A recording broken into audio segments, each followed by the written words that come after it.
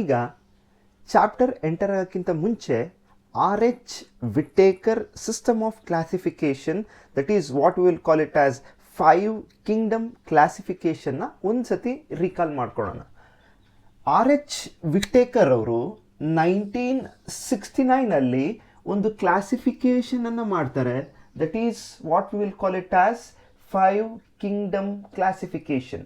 RH Whittaker has classified all the organisms on the entire earth. ಪ್ರಪಂಚದ ಮೇಲಿರ್ತಕ್ಕಂತಹ ಎಲ್ಲ ಆರ್ಗ್ಯಾನಿಸಮ್ಸ್ಗಳನ್ನು 5 ಕಿಂಗ್ಡಮ್ಗಳಾಗಿ ವಿಭಜನೆ ಮಾಡ್ತಾರೆ. ಎಷ್ಟನೇ ಇಸ್ವಿಯಲ್ಲಿ? 1969. ಸಿ 5 ಕಿಂಗ್ಡಮ್ಗಳು ಯಾವುದು?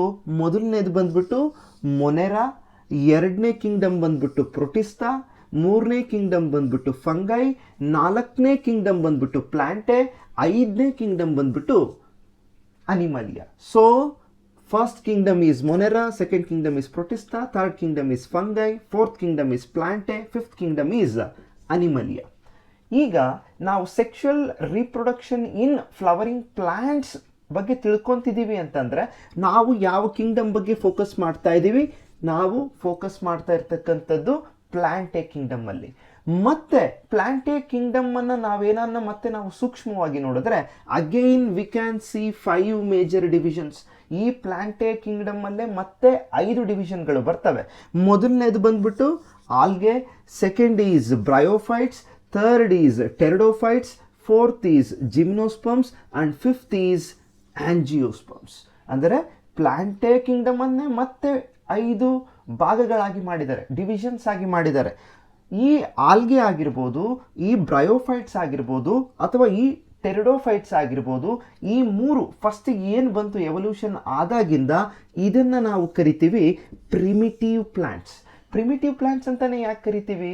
ಬಿಕಾಸ್ ಈ ಎಲ್ಲ ಪ್ಲಾಂಟ್ಗಳಿಗೂ, ಈ 3 ಡಿವಿಷನಲ್ಲಿ ಬರ್ತಕ್ಕಂಥ ಆಲ್ಗೆ, ಟೆರಡೋಫೈಟ್ಸ್ ಮತ್ತು ಬ್ರಯೋಫೈಟ್ಸಲ್ಲಿ ಬರ್ತಕ್ಕಂತಹ ಎಲ್ಲ ಪ್ಲಾಂಟ್ಗಳಿಗೂ ನೀರಿನ ಅವಶ್ಯಕತೆ ಬೇಕೇ ಬೇಕು. ಏನಕ್ಕೆ ಬೇಕು?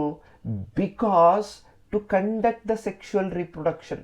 ಯಾವುದಾದರೂ ಮೇಲ್ ಗ್ಯಾಮೆಟ್ ಮತ್ತು ಫಿಮೇಲ್ ಗ್ಯಾಮೆಟ್ ಬಂದು ಫ್ಯೂಸ್ ಆಗಬೇಕು ಅಂದರೆ ಈ ಬ್ರಯೋಫೈಟ್ಸ್, ಆಲ್ಗೆ ಮತ್ತು ಟೆರಡೋಫೈಟ್ಸ್ಗಳಲ್ಲಿ ಕಂಪಲ್ಸರಿಯಾಗಿ ನೀರು ಬೇಕೇ ಬೇಕು.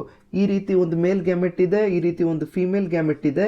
ಈ 3ರಲ್ಲೂ ಕೂಡ ಇವೆರಡೂ ಬಂದು ಫ್ಯೂಸ್ ಆಗಬೇಕು ಅಂದರೆ water is necessary. Compulsorily it requires water. Whereas ಅದೇ ರೀತಿ ಎವಲ್ಯೂಷನ್ ಆಲ್ಗೆಯಿಂದ ಬ್ರಯೋಫೈಟ್ಸ್ ಆಯಿತು, ಬ್ರಯೋಫೈಟ್ಸಿಂದ ಟೆರಡೋಫೈಟ್ಸ್ ಆಯಿತು, ನೆಕ್ಸ್ಟ್ ಟೆರಡೋಫೈಟ್ಸಿಂದ ಜಿಮ್ನೋಸ್ಪಮ್ಸ್ ಆಯಿತು. ಜಿಮ್ನೋಸ್ಪಮ್ಸನ್ನು ನಾವು ಆಗಲೇ ಫಸ್ಟ್ PUC ಯಲ್ಲಿ ಓದಿದ್ದೀವಿ. ಜಿಮ್ನೋಸ್ಪಮ್ಸನ್ನು ಫಸ್ಟ್ ಸೀಡ್ ಪ್ರೊಡಕ್ಷನ್ ಮಾಡ್ತಕ್ಕಂಥ ಗಿಡಗಳು ಅಂತ ಕರಿತೀವಿ. ಎಂತಹ seeds? These will produce naked seeds. ಬರೇ ಸೀಡ್ಗಳು ಪ್ರೊಡಕ್ಷನ್ ಆಗ್ತವೆ, ಸೀಡಿನ ಸುತ್ತ ಯಾವುದೇ ರೀತಿಯಾದಂತಹ ಪ್ರೊಟೆಕ್ಷನ್ ಇರಲ್ಲ. ಇಷ್ಟು ನಾವು ಆಗಲೇ ಫಸ್ಟ್ ಇಯರ್ PUC ಯಲ್ಲಿ ಈಗಾಗಲೇ ಓದ್ಬಿಟ್ಟಿದ್ದೀವಿ. ಬಟ್ ನಾವು ಈ ಒಂದು ಚಾಪ್ಟರಲ್ಲಿ sexual reproduction in flowering plants ಅನ್ನುವ ಚಾಪ್ಟರಲ್ಲಿ ಈ ಒಂದು ಕಂಟೆಂಟ್ ಮೇಲೆ ಫೋಕಸ್ ಮಾಡಲಿಕ್ಕೆ ಹೋಗ್ತಾ ಇದ್ದೀವಿ. ಆಂಜಿಯೋಸ್ಪರ್ಮ್ಸಿನ ಲೈಫ್ ಸೈಕಲ್ ಏನು, ಅದು ಯಾವ ರೀತಿ ರಿಪ್ರೊಡಕ್ಷನ್ ಮಾಡುತ್ತೆ, ಅದರಲ್ಲಿರ್ತಕ್ಕಂಥ ರಿಪ್ರೊಡಕ್ಟಿವ್ ಸ್ಟ್ರಕ್ಚರ್ಸ್ ಏನು, ಈ ಒಂದು ಕಾನ್ಸೆಪ್ಟ್ ಮೇಲೆ ನಾವು ಫೋಕಸ್ ಮಾಡ್ತಾ ಇದ್ದೀವಿ. ಇದನ್ನು ಈಗ ಒಂದು ಸ್ಕ್ರೀನ್ಶಾಟ್ ತಗೊಳ್ಳಿ, ಸೊ ದಟ್ ನೆಕ್ಸ್ಟ್ ರೆಫರೆನ್ಸ್ ಮಾಡಬೇಕಾದ್ರೆ ನಿಮಗೆ ಈಸಿ ಆಗುತ್ತೆ. ಈಗ RH Whittaker system of classification ಅಲ್ಲಿ 5ನೇ ಕಿಂಗ್ಡಮ್ ಆಗಿರ್ತಕ್ಕಂಥ ಆಂಜಿಯೋಸ್ಪರ್ಮ್ಸ್ ಅನ್ನು ನಾವು ಸ್ವಲ್ಪ ಡೀಟೇಲ್ ಆಗಿ ನೋಡೋದಾದರೆ, ಇಫ್ ಯು ಟೇಕ್ ಆಂಜಿಯೋಸ್ಪರ್ಮ್ಸ್, ಈ ಒಂದು ಆಂಜಿಯೋಸ್ಪರ್ಮ್ಸ್ ಅನ್ನ ನಾವು most advanced plants on the earth ಅಂತ ಕರಿತೀವಿ. ಯಾವ ರೀತಿ ಪ್ಲಾಂಟ್ಸ್ ಅಲ್ಲಿ ಎವಲ್ಯೂಷನ್ ಆಗ್ತಾ ಬಂತು, ಆಲ್ಗೆಯಿಂದ ಬ್ರಯೋಫೈಟ್ಸ್, ಬ್ರಯೋಫೈಟ್ಸ್ ಇಂದ ಟೆರಡೋಫೈಟ್ಸ್, ಟೆರಡೋಫೈಟ್ಸ್ ಇಂದ ಜಿಮ್ನೋಸ್ಪರ್ಮ್ಸ್, ಇದೇ ಜಿಮಿನೋಸ್ಪರ್ಮ್ಸ್ಗಳೇ ನೆಕ್ಸ್ಟ್ ಎವಲ್ಯೂಷನ್ ಆಗ್ತಾ ಆಗ್ತಾ ಆಗ್ತಾ ಆಗ್ತಾ ಇಟ್ ಹ್ಯಾಸ್ ಬಿಕಮ್ ಆಂಜಿಯೋಸ್ಪರ್ಮ್ಸ್. ಸೊ ಇಂತಹ ಆಂಜಿಯೋಸ್ಪರ್ಮ್ಸ್ ಅನ್ನ ಮೋಸ್ಟ್ ಅಡ್ವಾನ್ಸ್ಡ್ ಪ್ಲಾಂಟ್ಸ್ ಅಂತ ಕರಿತೀವಿ. ಈ ರೀತಿ ಒಂದು ಟೈಟಲ್ ನಾವು ಕೊಟ್ಟಿದ್ದೀವಿ, ಮೋಸ್ಟ್ ಅಡ್ವಾನ್ಸ್ಡ್ ಪ್ಲಾಂಟ್ಸ್, ಎಲ್ಲದಕ್ಕಿಂತ ಅಡ್ವಾನ್ಸ್ಡ್ ಪ್ಲಾಂಟ್ಸ್ ಅಂತ ನಾವು ಟೈಟಲ್ ಅನ್ನು ಕೊಟ್ಟಿದ್ದೀವಿ ಅಂದರೆ ಅದಕ್ಕೆ ಇಂಪಾರ್ಟೆಂಟ್ ಪಾಯಿಂಟ್ಸ್ ಇದೆ. ಯಾಕೆ ಅದನ್ನು ಮೋಸ್ಟ್ ಅಡ್ವಾನ್ಸ್ಡ್ ಪ್ಲಾಂಟ್ಸ್ ಅಂತ ಕರಿತೀವಿ? ಮೊದಲನೇದು ಪ್ರೊಡಕ್ಷನ್ ಆಫ್ ಫ್ಲವರ್ಸ್. ಇಲ್ಲಿ ತನಕ ನಾವು ಆಲ್ಗೆ, ಬ್ರಯೋಫೈಟ್ಸ್, ಟೆರಡೋಫೈಟ್ಸ್ ಉಳಿದ ಯಾವುದರಲ್ಲೂ ಕೂಡ ಈ ಫ್ಲವರ್ ಪ್ರೊಡಕ್ಷನ್ ಅನ್ನು ನೋಡೇ ಇಲ್ಲ. ಬಟ್ ಇಲ್ಲಿ ಪ್ರಪ್ರಥಮ ಬಾರಿಗೆ ಫ್ಲವರ್ಗಳು ಪ್ರೊಡಕ್ಷನ್ ಆಗಲಿಕ್ಕೆ ಶುರುವಾಯಿತು. ಎರಡನೇದು ಪ್ರೊಡಕ್ಷನ್ ಆಫ್ ಫ್ರೂಟ್ಸ್. ಇಲ್ಲಿ ತನಕ ಯಾವುದೇ ಪ್ಲಾಂಟಿನ ಡಿವಿಷನ್ಗಳಲ್ಲಿ ನಾವು ಫ್ರೂಟ್ಸಿನ ಪ್ರೊಡಕ್ಷನ್ ನೋಡೇ ಇರಲಿಲ್ಲ. ಬಟ್ ಆಂಜಿಯೋಸ್ಪರ್ಮ್ಸಲ್ಲಿ ಮೊದಲನೇ ಬಾರಿಗೆ ಹಣ್ಣು ಬಿಡಲಿಕ್ಕೆ ಶುರುವಾಯಿತು, ಫ್ರೂಟ್ಸ್ ಬಿಡಲಿಕ್ಕೆ ಶುರುವಾಯಿತು. ಸೊ ಇದು ಒಂದು ಕಾರಣ. ಮೂರನೇದು ಡಬಲ್ ಫರ್ಟಿಲೈಸೇಷನ್. ಅಂದರೆ ನಾರ್ಮಲ್ ಆಗಿ ನಮ್ಗೆ ಇಷ್ಟು ದಿನ ಗೊತ್ತಿತ್ತು, ಮೇಲ್ ಗ್ಯಾಮೆಟ್ ಫಿಮೇಲ್ ಗ್ಯಾಮೆಟ್ ಫ್ಯೂಸ್ ಆಗುತ್ತೆ, ಝೈಗೋಟ್ ಆಗುತ್ತೆ, ನೆಕ್ಸ್ಟ್ ಬೆಳೀತಾ ಹೋಗುತ್ತೆ. ಪ್ರತಿಯೊಂದು ಪ್ಲಾಂಟ್ನಲ್ಲೂ ಹೀಗೆ ಆಯಿತು. ಬಟ್ ಇಲ್ಲಿ ನೆಕ್ಸ್ಟ್ ಕಲಿತೀರ ಈ ಚಾಪ್ಟ್ರಲ್ಲಿ, at the end of this chapter, double fertilization ಅನ್ನೋ ಒಂದು ಸ್ಪೆಷಲ್ ಫಿನಾಮಿನ ಈ ಒಂದು ಆಂಜಿಯೋಸ್ಪರ್ಮ್ಸ್ ತೋರಿಸ್ಲಿಕ್ಕೆ ಶುರುವಾಯಿತು. ಡಬಲ್ ಅಂದರೆ ಎರಡು, ಫರ್ಟಿಲೈಸೇಷನ್ ಅಂದರೆ ಫ್ಯೂಷನ್. ಸೊ ಎರಡೆರಡು ರೀತಿ ಅಥವಾ ಎರಡೆರಡು ಬಾರಿ ಫರ್ಟಿಲೈಸೇಷನ್ ಆಗಲಿಕ್ಕೆ ಈ ಒಂದು ಆಂಜಿಯೋಸ್ಪರ್ಮ್ಸ್ ಅಲ್ಲಿ ಶುರುವಾಯಿತು first time. So it is also called as, hence it is called as most advanced plants. ಫಸ್ಟ್ನೇ ಸತಿ ಫರ್ಟಿಲೈಸೇಷನ್ ಆದಾಗ ಝೈಗೋಟು, ಎರಡನೇ ಸತಿ ಫರ್ಟಿಲೈಸೇಷನ್ ಆದಾಗ ಎಂಡೋಸ್ಪರ್ಮು. ಈ ಎರಡೂ ಸತಿ ಫರ್ಟಿಲೈಸೇಷನ್ ಆಗ್ತಾ ಇರೋದಕ್ಕೆ it is called as double fertilisation. So ಯಾಕೆ ಆಗಬೇಕು ಈ ರೀತಿ double fertilisation? To increase seed viability. ಅಂದರೆ ಸೀಡು ಬದುಕುವ ಅವಧಿಯನ್ನ ಜಾಸ್ತಿ ಮಾಡುವ ಸಲುವಾಗಿ ಎರಡೆರಡು ಸತಿ ಫರ್ಟಿಲೈಸೇಷನ್ ಆಗಲಿಕ್ಕೆ ಶುರುವಾಯಿತು. ಸೊ ಇದು ಒಂದು ಕಾರಣ. ಇಲ್ಲಿ ಒಂದು ಇಂಪಾರ್ಟೆಂಟ್ ಪಾಯಿಂಟ್ ಕೊಟ್ಟಿದ್ದಾರೆ NCERTಯಲ್ಲಿ. This is very important point. ಫ್ಲವರ್ಸನ್ನು ನಾವು ಏನಂತ ಕರಿತೀವಿ ಅಂತ. So flowers are also called as site of sexual reproduction. This point is very important. ಏನಕ್ಕೆ?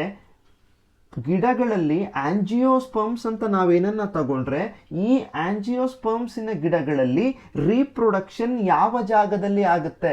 So you should remember the site of sexual reproduction is always flowers in the case of angiosperms. So next point, ಈ ಫ್ಲವರ್ಸ್ಗಳ ವಿಶೇಷತೆ ಏನು? ಇಲ್ಲಿ ತನಕ ಯಾವುದರಲ್ಲೂ ಹೂವೇ ನೋಡಿಲ್ಲ ನಾವು.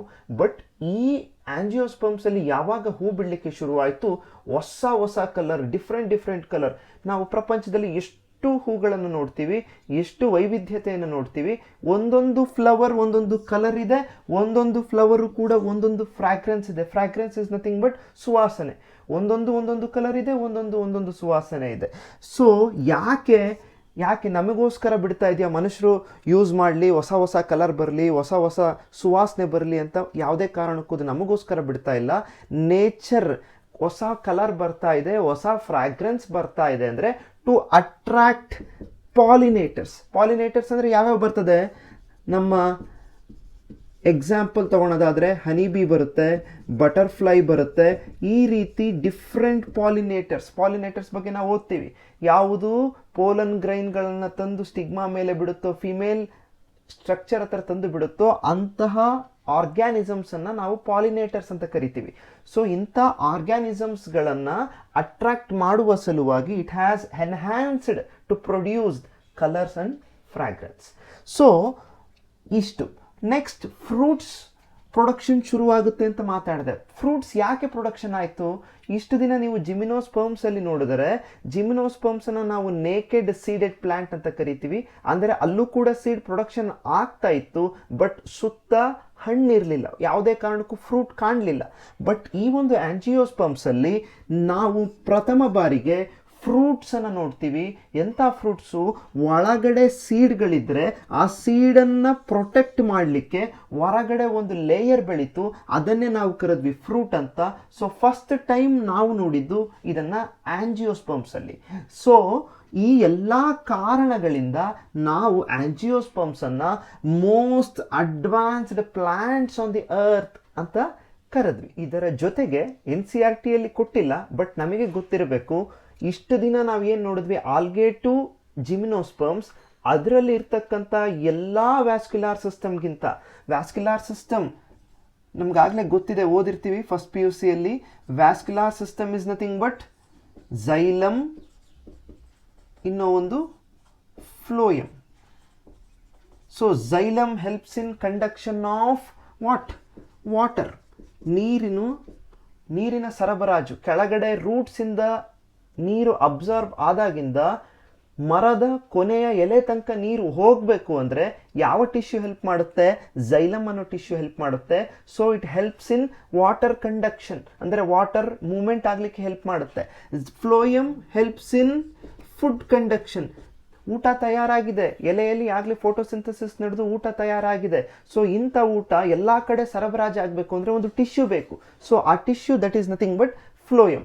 ಆಲ್ಗೆಯಿಂದ ಟೆರಿಡೋಫೈಟ್ಸ್, ಜಿಮ್ನೋಸ್ಪರ್ಮ್ಸ್ ತನಕ ನಾವು ಕಂಪೇರ್ ಮಾಡಿದರೆ ಈ ಒಂದು ಆಂಜಿಯೋಸ್ಪರ್ಮ್ಸ್ ಅಲ್ಲಿ ವ್ಯಾಸ್ಕ್ಯುಲಾರ್ ಸಿಸ್ಟಮ್ ಅನ್ನೋದು ಅಂದರೆ ಝೈಲಮ್ ಮತ್ತು ಫ್ಲೋಯಮ್ ಅನ್ನೋದು ಬಹಳ ಅಂದರೆ ಬಹಳ well developed.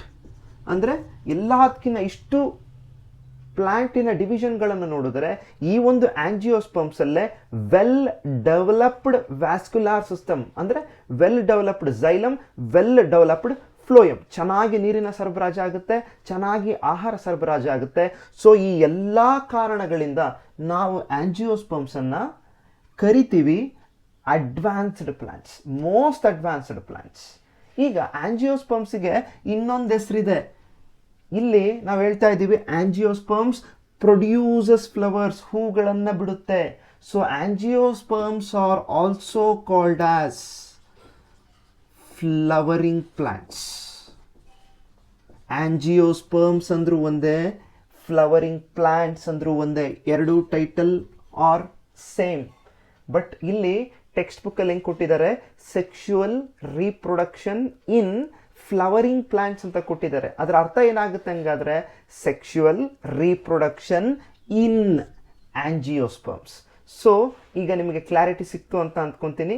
Next we will move on for the next topic. ನಿಮ್ಮ ರೆಫರೆನ್ಸಿಗೆ ಇದು ಒಂದು ಸ್ಕ್ರೀನ್ಶಾಟ್ ತಗೊಳ್ಳಿ, ಸೊ ದಟ್ ರಿವೈಸ್ ಮಾಡಬೇಕಾದ್ರೆ ಈಸಿ ಆಗುತ್ತೆ.